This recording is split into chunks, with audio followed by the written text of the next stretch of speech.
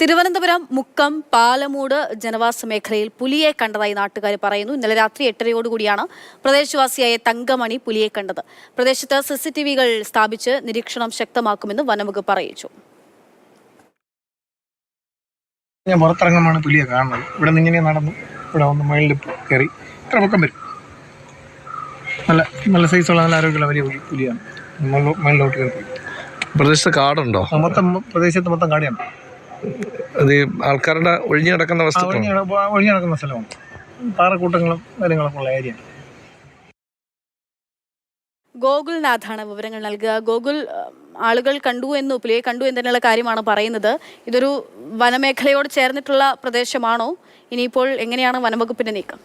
വിട്ടിയമ്പാട് പ്രദേശത്താണ്, കാട്ടാക്കട വിട്ടിയമ്പാട് പ്രദേശത്താണ് ഇന്നലെ കഴിഞ്ഞ ദിവസം രാത്രി 8 മണിയോടുകൂടി പുലിയെ കണ്ടത്.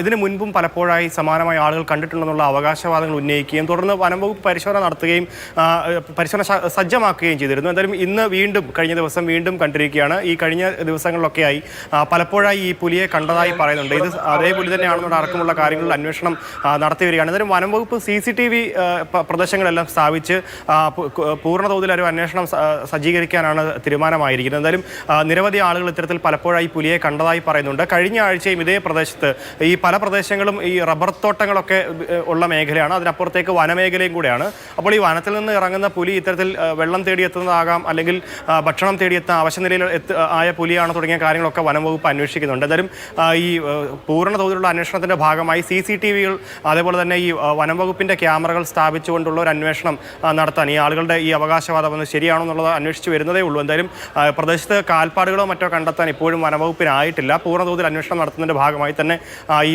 പറഞ്ഞ ആളുടെ വീടിനും അതുപോലെ തന്നെ ആ പ്രദേശങ്ങളിലുമൊക്കെ CCTV-കളും അതേപോലെ തന്നെ വനംവകുപ്പിന്റെ ക്യാമറകളും സ്ഥാപിച്ചുകൊണ്ടുള്ള ഒരു അന്വേഷണം അതാണ് ഇനിയിപ്പോൾ വനംവകുപ്പിന്റെ മുമ്പിലുള്ളത്. അങ്ങനെ പരിശോധന നടത്താനാണ് വനംവകുപ്പിന്റെ നീക്കം.